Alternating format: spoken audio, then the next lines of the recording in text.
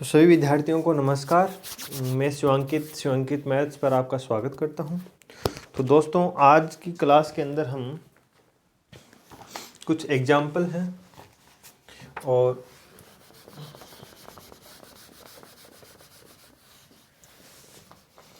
देखो, हम 2D पढ़ रहे थे।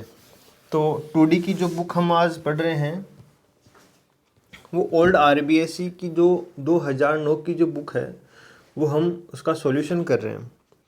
तो इसके अंदर आज हम जो 1.2 है वहाँ तक हम कर चुके हैं। आज हम आगे के जो एग्जाम्पल हैं वो करेंगे और उसके बाद में जो 1.3 है उसके क्वेश्चंस हम करेंगे। तो उनको करने से पहले जो आज क्वेश्चन कर रहे हैं उनका छोटा सा कॉन्सेप्ट है, वो क्षेत्रफल से रिलेटेड है।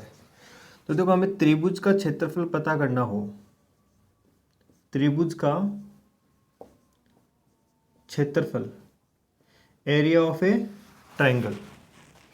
अगर आपको किसी त्रिभुज के निर्देशांक, किसी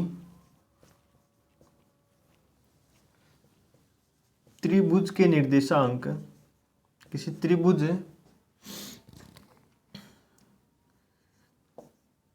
के तीनों निर्देशांक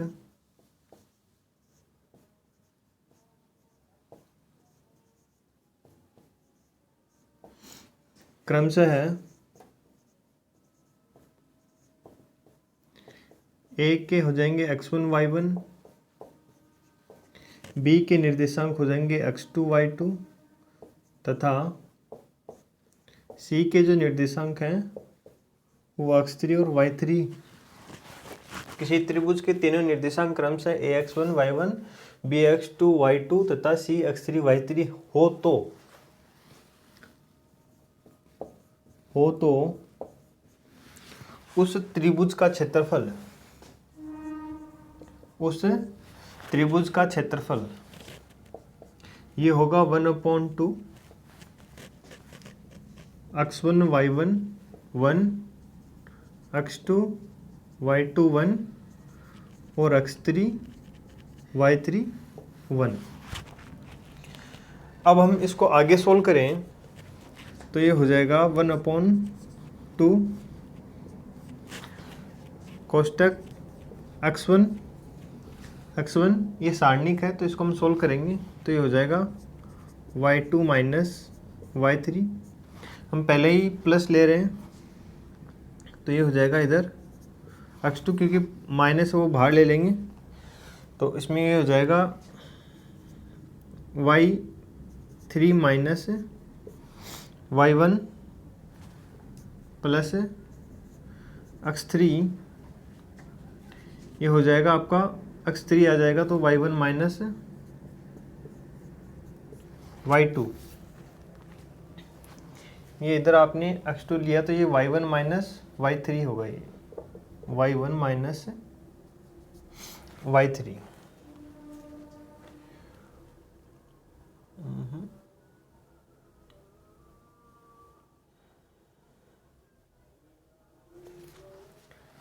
तो ये तो माइनस का आ जाएगा तो ये सही लिखा था y3 माइनस y1। तो ये आपका हो गया त्रिभुज का सूत्र।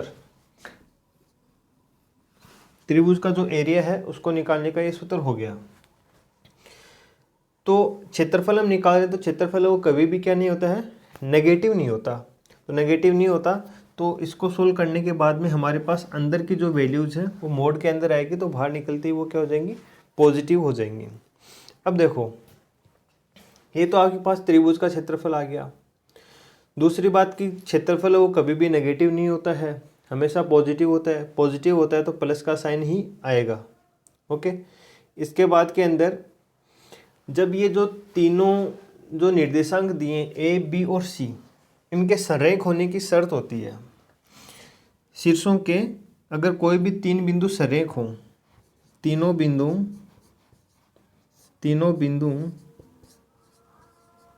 या फिर कोई तीन बिंदु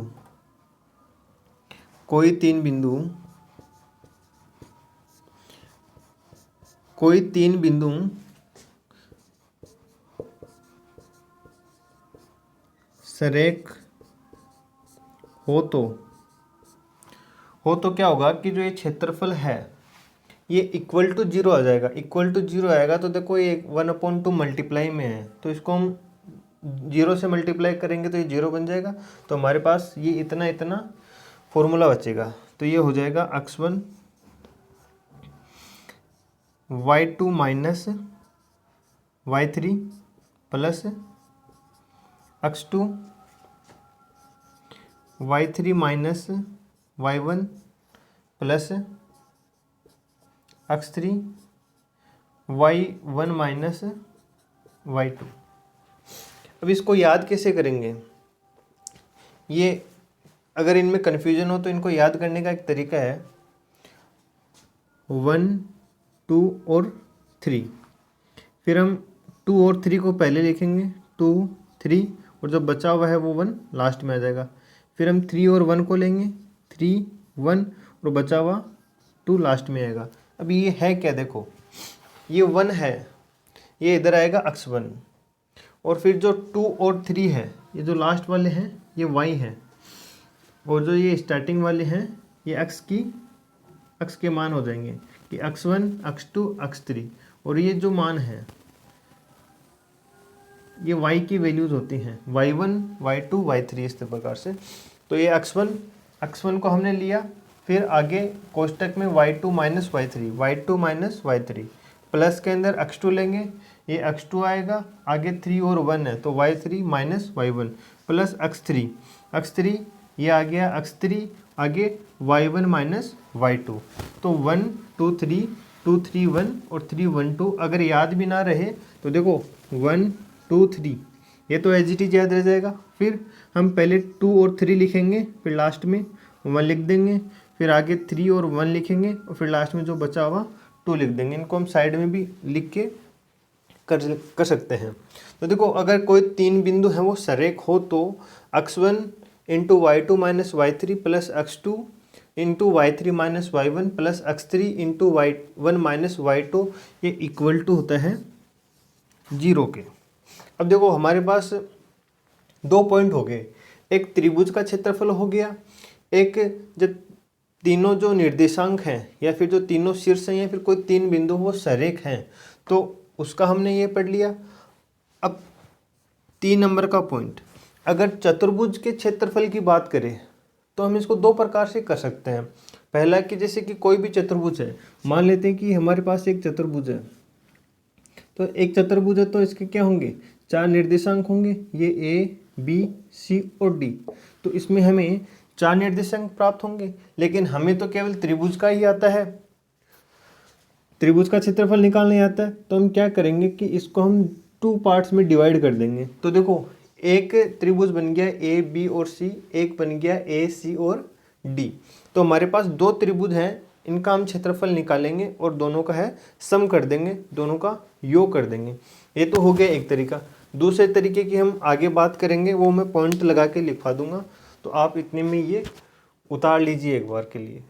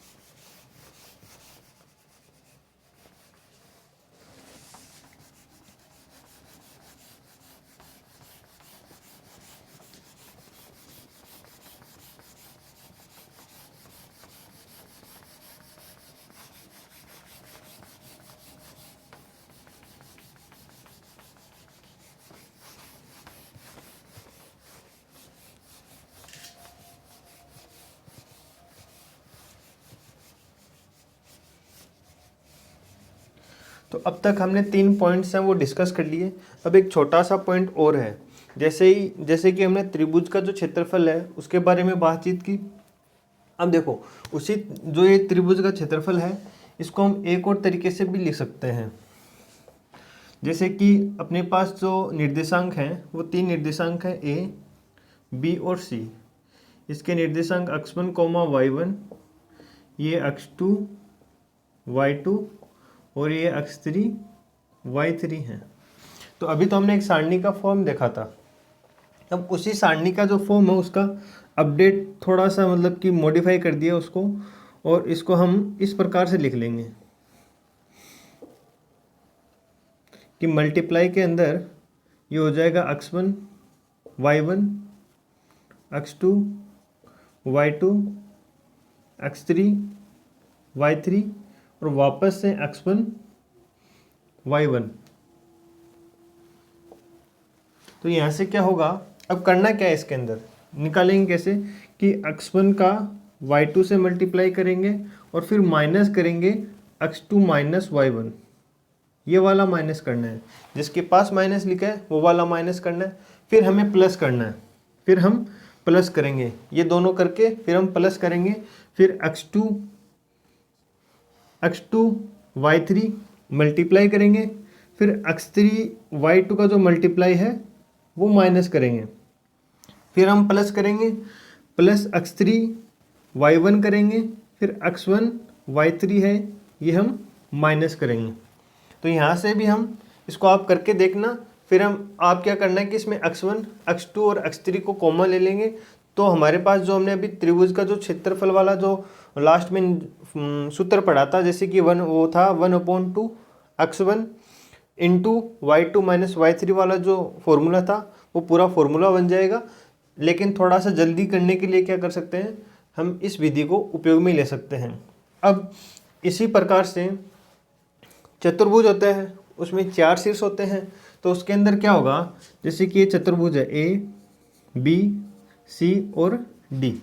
इसके निर्देशांक हैं x1, y1, x2, y2, x3, y3 और x4, y4। इसमें 4 निर्देशांक होंगे। अब वहाँ पर हम क्या कर रहे थे, जो चतुर्भुज है उसमें 2 त्रिभुज बनते हैं, तो दोनों त्रिभुज का हम अलग अलग क्षेत्रफल निकाल रहे थे और फिर उनको सम करते थे। अब इसके अंदर क्या करेंगे, इसी प्रकार से ये भी 1/2, फिर मल्टीप्लाई में x1, y1, x2, y2, x3, y3, x4, y4, फिर वापस से जो x1, y1 है वो लिखेंगे, लास्ट जो फर्स्ट वाला है उसको हम लास्ट में रिपीट करेंगे। और ये भी क्षेत्रफल ही है, इसलिए इसका भी हम मोड लेंगे। तो मोड लेंगे तो क्या करेंगे, जो वैल्यू है वो क्षेत्रफल की वो पॉजिटिव ही आएगी। कैसे करेंगे, लास्ट वाले की तरह कि x1, y2 फिर माइनस के अंदर x2, y1। तो इसी प्रकार हम आगे की तरफ चलते रहेंगे। अब ये ज़्यादा अच्छे से तभी समझ में आएगा जब हम इस पर कुछ क्वेश्चन करते हैं। तो अब देखते हैं हम इस पर कुछ क्वेश्चन करते हैं। तो ये आप लिख सकते हो, थोड़ा सा वीडियो को पॉज करके आप इसको लिख लो, फिर हम करते हैं क्वेश्चन।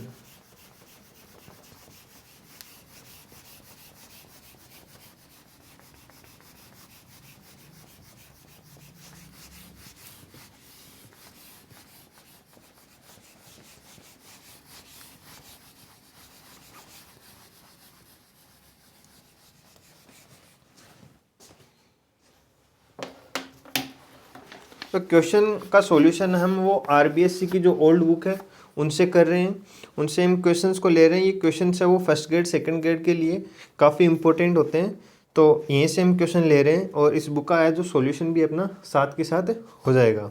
तो देखो एक उदाहरण है, मैं लिख देता हूँ। उदाहरण नंबर 1 दिया है कि ए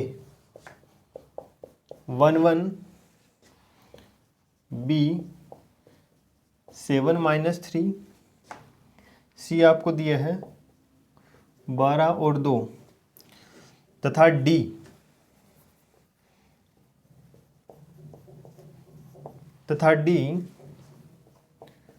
7-21 शीर्षों वाले त्रिभुज का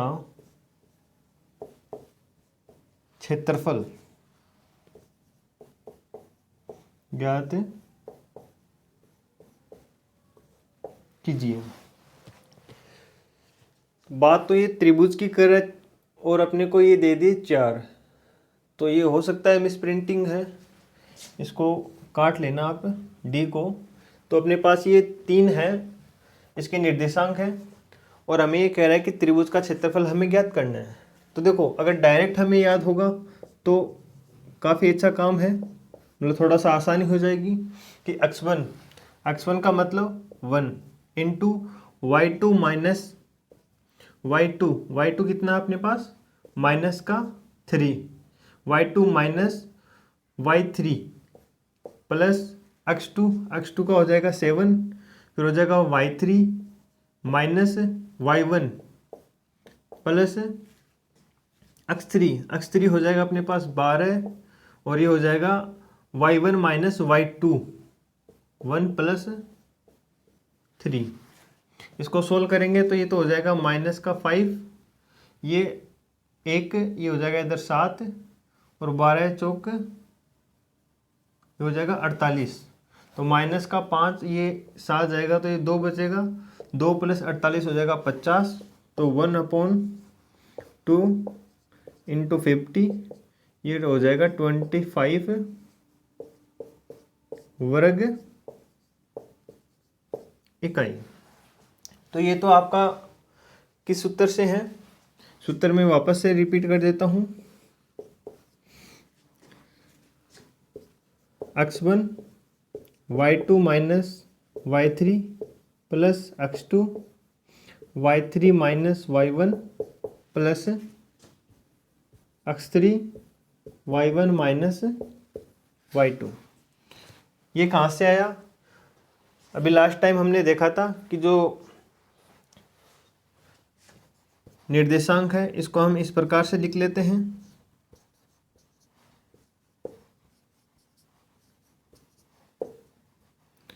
ये एक सारणी की फॉर्म बनती है, इस सारणी को हम सोल्व करेंगे तो ये वाला सूत्र है वो बन जाता है। इसको याद करने का तरीका कि 1 2 और 3, 2 3 और 1, फिर आ जाएगा 3 1 और 2, ये दोनों y, इनसे पहले y आ जाएगा और इनसे पहले x है वो आ जाता है। तो ये हो गया आपका क्वेश्चन नंबर 1 है उसका सॉल्यूशन। अब इसमें हमने जो नेक्स्ट इसका जो मेथड पढ़ा था उससे भी हम इसको करते हैं, देखते हैं, क्रॉस चेक करते हैं कि अपना आंसर है वो सही आ रहा है या फिर नहीं आ रहा। तो नेक्स्ट हमने क्या पढ़ा था, इसके अंदर हमने पढ़ा था जो x1 y1 वाला है उसकी बात करें तो 1/2 में डायरेक्ट वैल्यू पुट कर रहा हूँ इसके अंदर x1 y1, तो ये हो जाएगा 1 और 1, x2 y2 7 और माइनस का 3, x3 y3 ये हो जाएगा 12 और 2, और वापस से x1 y1 है वो रिपीट होगा।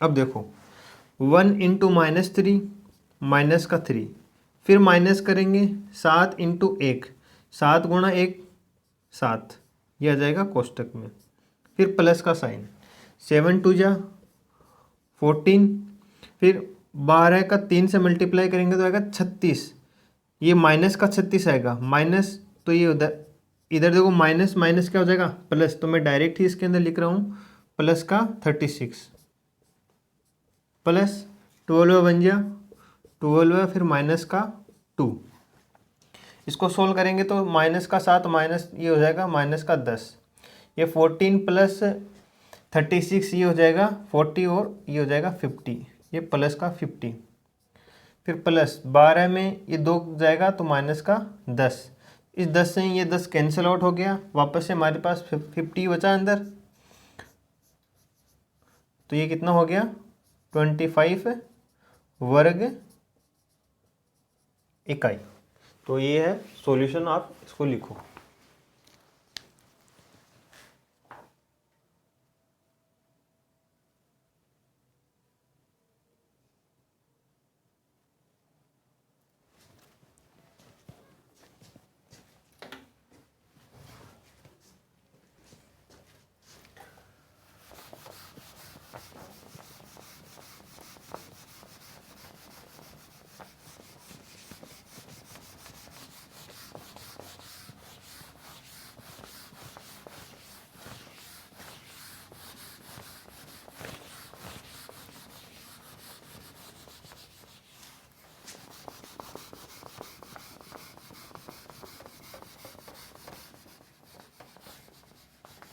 तो अपना एग्जाम्पल नंबर 1 हो गया। एग्जाम्पल नंबर 2 है, ये एज इट इज़ ही है, लेकिन इसमें थोड़ा सा स्लाइटली चेंज कर दिया कि इसमें त्रिभुज के स्थान पर यहाँ पे आप चतुर्भुज कर ले। शीर्षों वाले चतुर्भुज का क्षेत्रफल,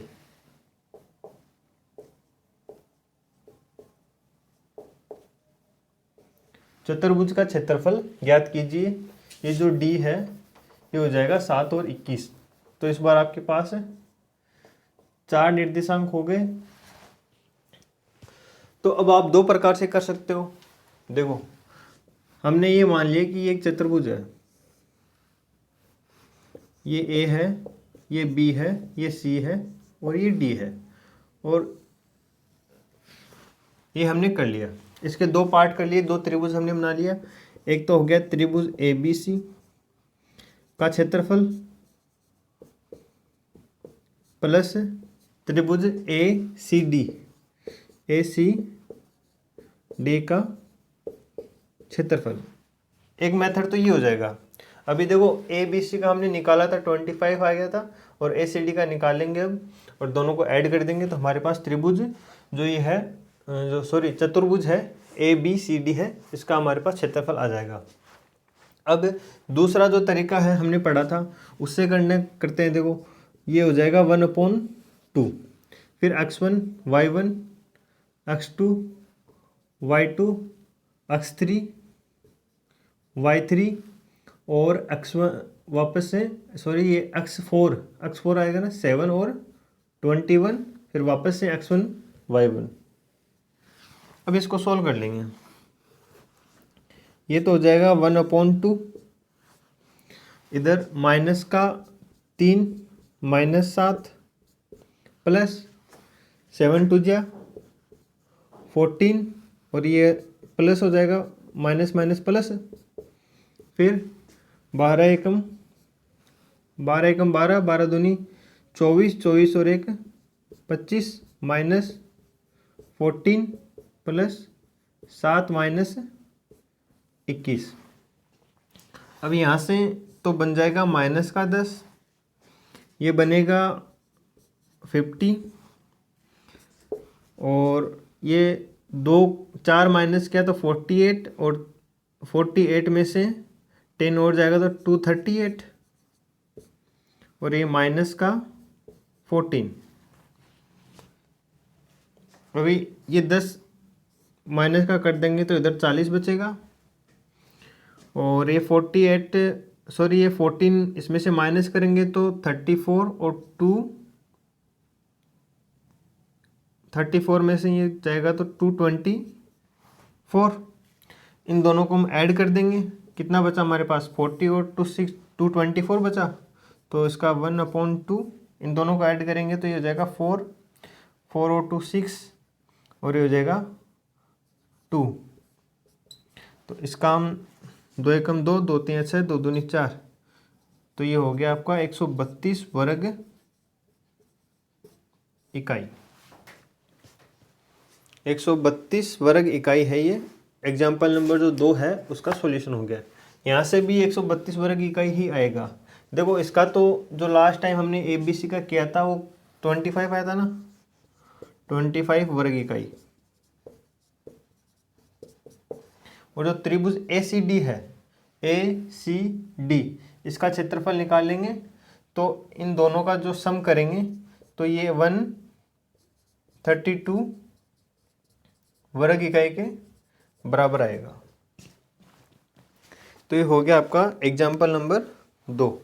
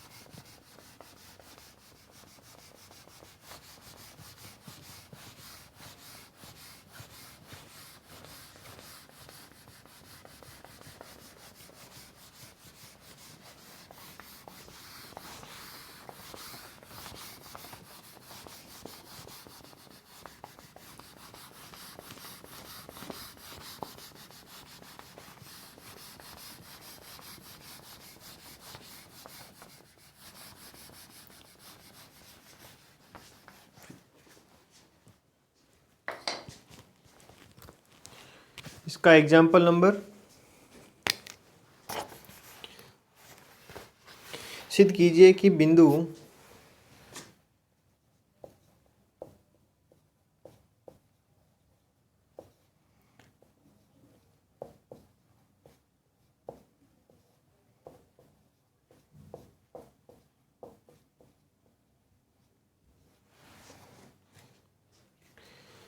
ए हमें दिया है A B plus C, B हमें दिया है बी सी प्लस ए, तथा सी ये दिया है हमें सी ए प्लस बी, सी ए प्लस बी सरेखीय है।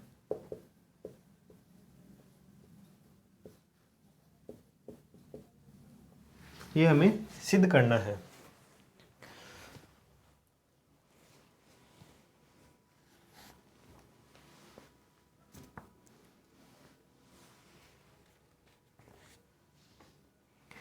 तो देखो मैट्रिक्स से हमने सोल्व करना सीखा है कि 3 हमारे पास निर्देशांक हैं। तो मान लेते हैं ये त्रिभुज है, तो त्रिभुज ए बी सी का क्षेत्रफल ये किसके बराबर होगा?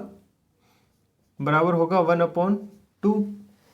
मैट्रिक्स ये हो जाएगा x1, ये हो जाएगा x2, ये हो जाएगा x3, ये हो गया b प्लस सी, सी प्लस ए, और ये हो गया a प्लस बी।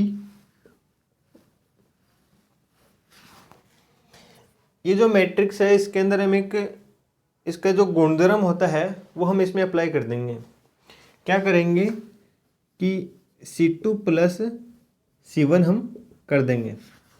तो C2 प्लस C1 करेंगे तो क्या होगा? ये 1/2 एज इट इज आ जाएगा।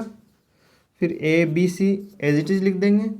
अभी C2 में C1 ऐड करेंगे तो B प्लस C में A ऐड करेंगे तो ये A plus B plus C बन जाएगा।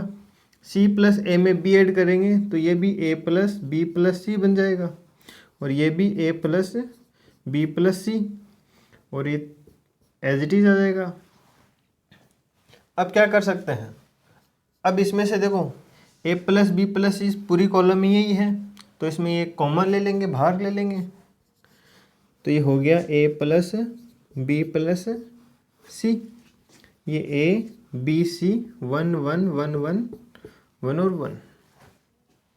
अब देखो यहाँ पर क्या है, ये C2 इक्वल इक्वल C3 है कि नहीं है? तो जब दो समान कॉलम होते हैं ना, तो हम जानते हैं कि इसका मान क्या हो जाता है? 0 के बराबर हो जाता है। इसका मान 0 के बराबर होगा तो ये 0 से मल्टीप्लाई होके क्या हो जाएगा? 0 हो जाएगा।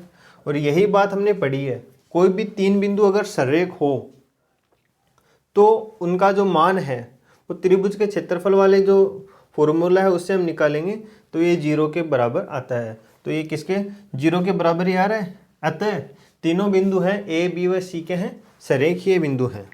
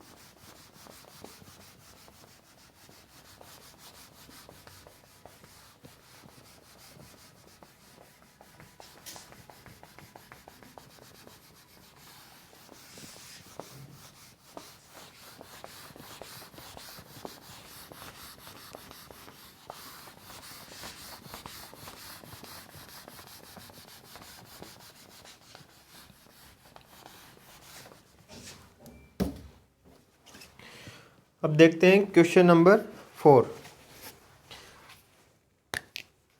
Example number 4। एग्जाम्पल नंबर 4 है, के का वह मान ज्ञात कीजिए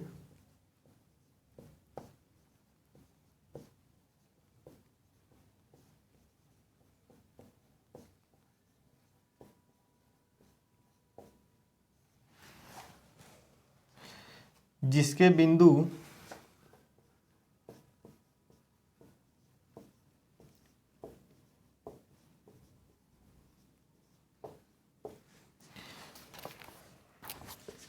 ए नहीं लिख रखा है इसमें, के टू माइनस के,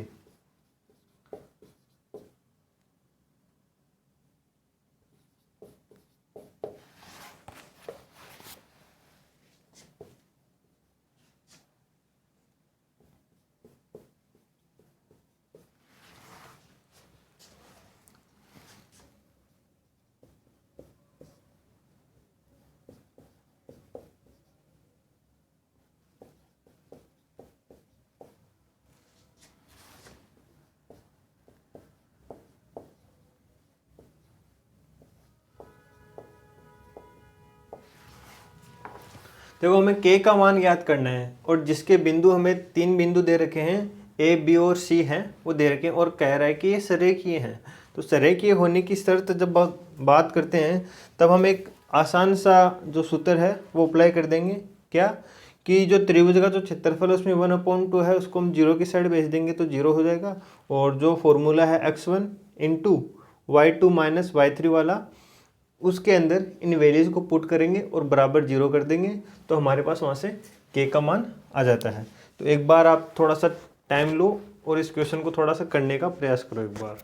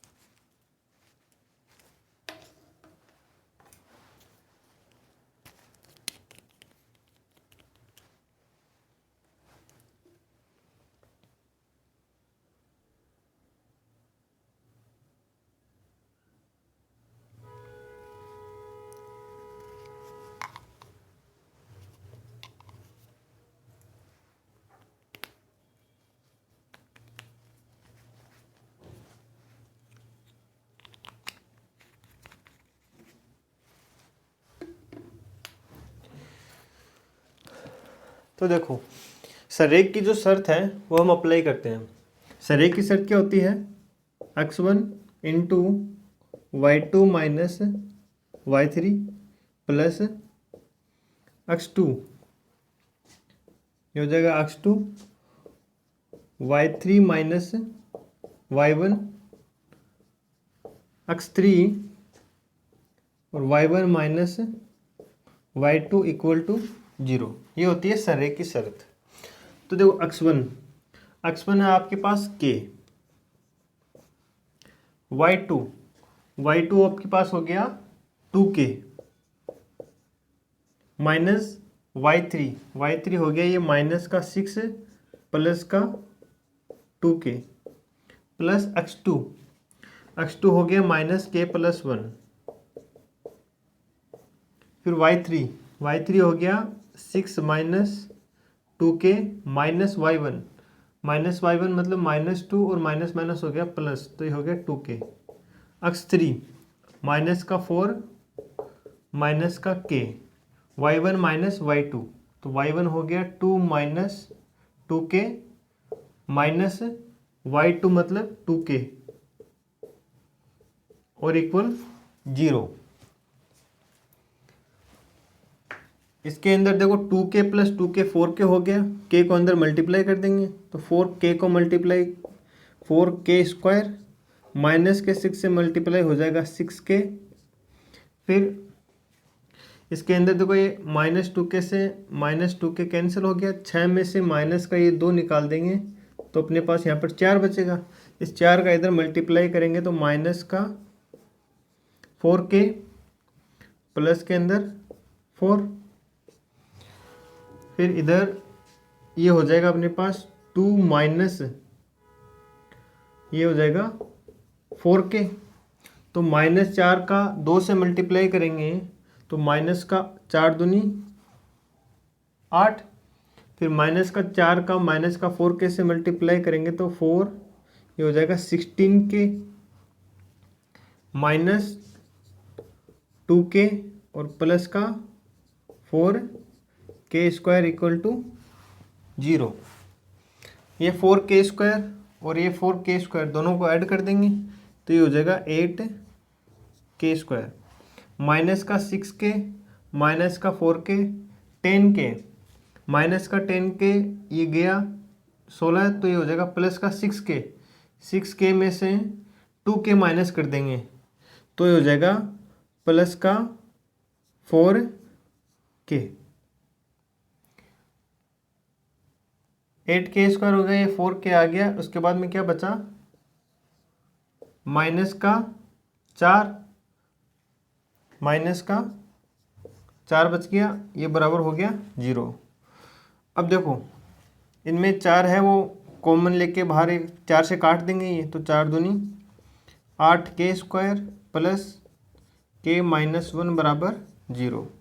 अब k के हम टुकड़े कर लेंगे कि मल्टीप्लाई करेंगे तो 2k स्क्वायर आएगा और जोड़ भाग करेंगे तो प्लस का k तो ये हो जाएगा 2k स्क्वायर, तो प्लस के अंदर 2k प्लस का 2k माइनस का k तो प्लस का k बचेगा, मल्टीप्लाई करेंगे तो 2k स्क्वायर रहेगा -1 बराबर 0। यहाँ से इसमें 2k कॉमन आ जाएगा, 2k कॉमन आएगा तो ये k प्लस 1 और माइनस का 1 इधर कॉमन आ जाएगा तो k प्लस 1 ये बराबर 0। तो यहाँ पर आ गया 2k माइनस 1 बराबर 0 और k प्लस 1 बराबर 0। तो k के 2 मान आ गए आपके पास, k बराबर हो गया एक तो 1/2 और एक यहाँ से आ गया -1। तो k बराबर -1 और 1/2 के ऊपर है, ये जो तीनों बिंदु हैं वो सरेख होंगे। तो ये इसका सॉल्यूशन हो गया।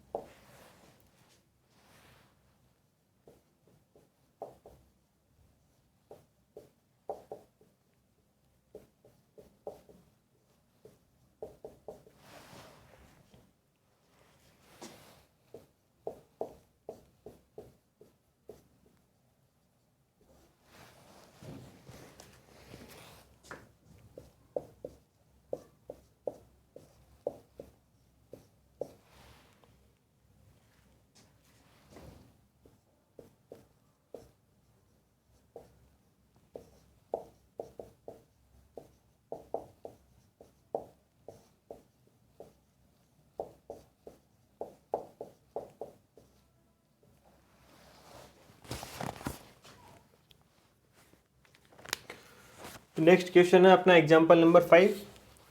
ये आप उतारो, इसके बाद में इसको करने का थोड़ा सा प्रयास करो।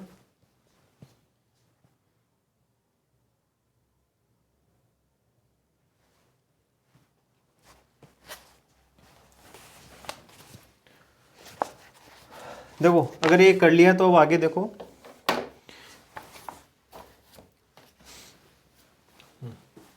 इसमें ये कह रहा है कि त्रिभुज के शीर्षों के निर्देशांक पूर्णांक संख्याएं हैं।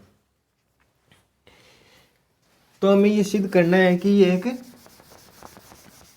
समबाहु त्रिभुज नहीं होगा अगर पूर्णांक संख्याएं हैं तो देखो पहले हमें डिफरेंस समझना होगा कि त्रिभुज का जो क्षेत्रफल है, कौन से त्रिभुज का कैसा क्षेत्रफल होता है, ये हमें पता होना चाहिए।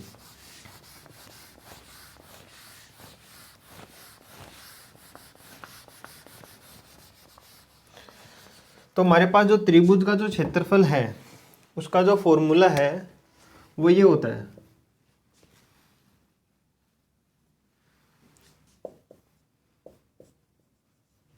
One upon two. अब देखो मान लेते हैं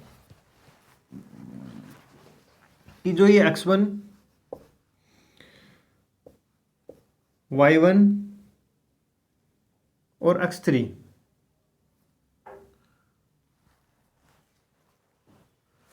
इसके जो ये निर्देशांक है, माना कि x1 y1 और x2 y2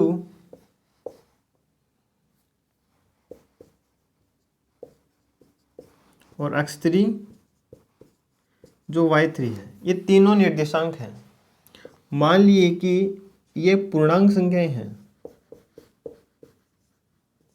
क्या है? पूर्णांक संख्याएं हैं। अगर हम इनको पूर्णांक संख्याएं मान लेंगे तो पूर्णांक संख्याएं क्या क्या है, जैसे कि 1 2 3 4 5 6 मान लेते हैं कि यही है। अब इन पूर्णांक संख्याओं को हम इधर रखेंगे तो हमारे पास क्या आएगा? हमारे पास कोई ना कोई एक परिमेय संख्या आएगी। क्या आएगी? हमारे पास कोई ना कोई एक परिमेय संख्या आएगी। यकीन नहीं हो रहा है तो इन वैल्यूज को हम आप पुट भी कर सकते हैं इधर। अगर पुट करेंगे तो आपके पास कोई ना कोई एक परिमेय संख्या आएगी। ये कन्फर्म है, 100% फैक्ट है ये। अब बात करें कि समबाहु त्रिभुज की, तो समबाहु त्रिभुज का क्षेत्रफल क्या होता है? समबाहु त्रिभुज का क्षेत्रफल, समबाहु त्रिभुज का क्षेत्रफल होता है √3/4 इंटू भुजा स्क्वायर।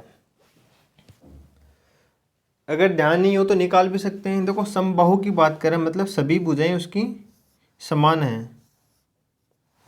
ये हो गया आपका त्रिभुज। त्रिभुज ABC है वो एक समबाहु त्रिभुज है। इससे इसके ऊपर हम परपेंडिकुलर डाल देंगे। ये एक समबाहु त्रिभुज है तो इसकी सभी भुजाएं समान होंगी। तो ये वाली भुजा A है, ये वाली भुजा A है और ये कंप्लीट जो भुजा है ये भी A है।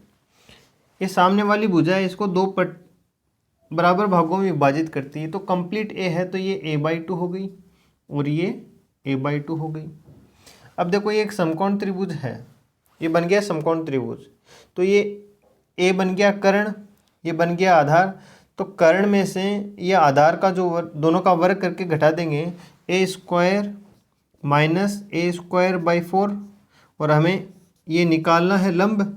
तो इसको हम सोल्व करेंगे तो ये हो जाएगा √3/4 सॉरी 2 √3/2 इंटू A। हमारे पास ये बना। अब यहाँ से क्या करेंगे, त्रिभुज का क्षेत्रफल क्या होता है?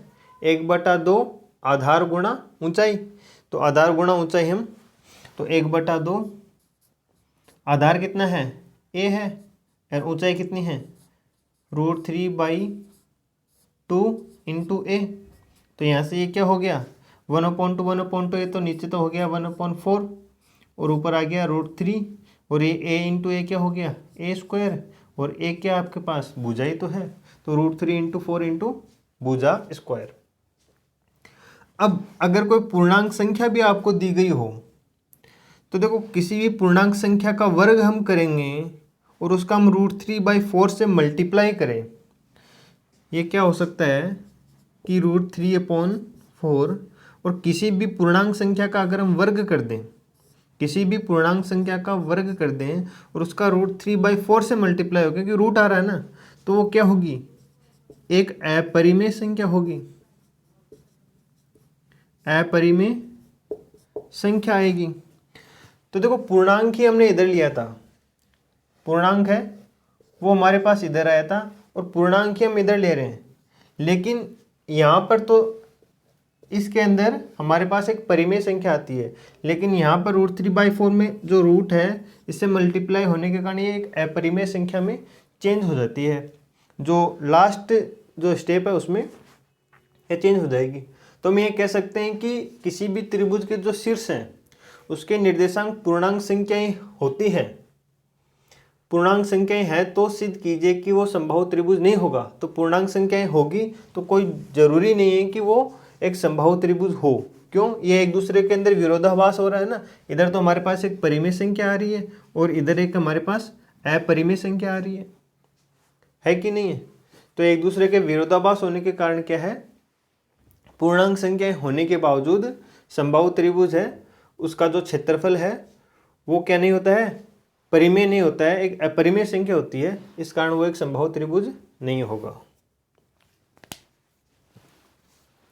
तो ये तो आपके कंप्लीट जो एग्जाम्पल है वो हो गए, 5 एग्जाम्पल हैं ये कंप्लीट हो गए।